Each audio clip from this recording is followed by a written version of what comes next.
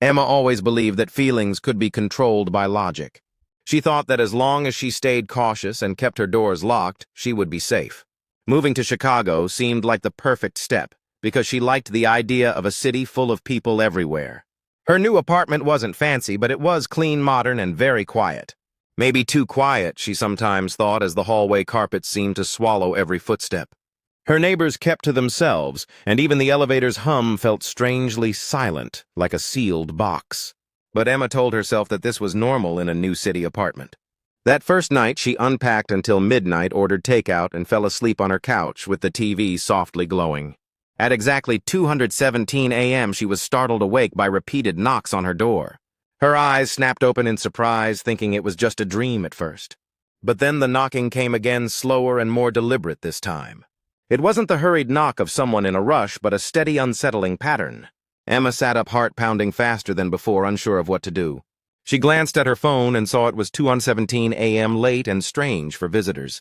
Who could be knocking on her door in the middle of the night? She stood up barefoot on the cold floor and hesitated before walking toward the door. Every instinct told her to stay back to ignore it, but curiosity pushed her forward.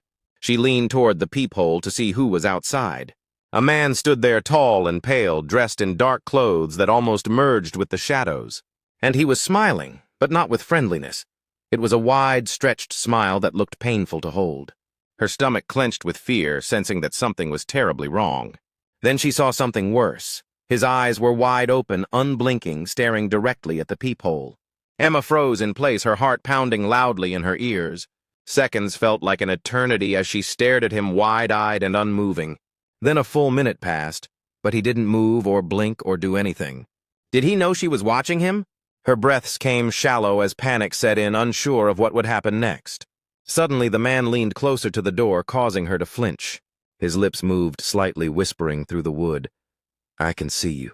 Emma screamed and stumbled backward, crashing into the table behind her with a loud bang. Her pulse was roaring in her ears, but the knocking stopped instantly, plunging everything into silence.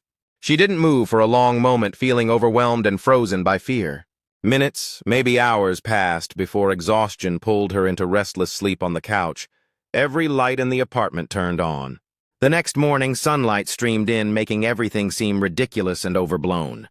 Perhaps it was just a prank or someone drunk who got the wrong apartment, she thought to herself. By noon, her fear was replaced by embarrassment, and she told herself it was nothing to worry about. At 1 p.m., she finally opened her door to check the hall, but it was completely empty. On the floor, she spotted a folded piece of paper, but her name wasn't on it, nor was any address. There was only a single sentence written in red ink. "Tonight, you looked back."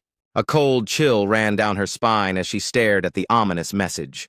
That night, she made sure all the locks were on, pushed a chair under the doorknob, and played loud music to drown out the silence. She promised herself she wouldn't answer the door again no matter what. At 2:17 a.m., the knocking resumed with a fierce force that shook her nerves. Her chest tightened with dread, and she felt helpless, unable to move or answer. The slow, patient knocking continued as if the person outside had all the time in the world. Tears formed in her eyes as she reached for her phone, ready to call the police for help. But then her phone buzzed with an unknown number and she hesitated, fear holding her in place. A message appeared, "Why won't you look this time?" Her blood ran cold as she stared at the screen, her hands trembling uncontrollably. Then another message came, "I'm right here." Suddenly, the knocking stopped, leaving an oppressive silence in the room. Emma hesitated before gathering her courage to step toward the door again, every muscle trembling. She looked through the peephole, but the hall outside was empty, offering no signs of intruders. Relief washed over her briefly, until her phone buzzed again with a new message, "Wrong side." A soft creak sounded from behind her, making her freeze in horror. Slowly, she turned around, dread mounting with every step. Her bedroom door was wide open, although she was sure she had closed it earlier. Darkness filled the space beyond the door, oppressive and thick.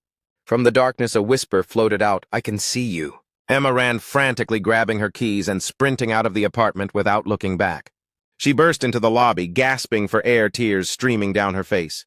The security guard called the police, who searched her apartment thoroughly. They found no one inside, no forced entry, no broken windows, nothing unusual. But on her bedroom wall, written in the same red ink, was the chilling message, "You invited me when you looked." Emma decided to move out the very next day, leaving her old city behind. She started fresh with a new city, a new apartment, and new locks installed everywhere. Weeks turned into months, and gradually the fear faded from her mind. Life seemed normal again until one night she woke suddenly, heart pounding. Her room was dark, but her phone screen glowed beside her, showing the time, 2:17 a.m. And then she heard the knock, but not from her door. It came from inside her closet, causing her breath to catch in her throat. Her breathing stopped as she watched the closet door handle slowly begin to turn. From the darkness inside, a voice softly whispered,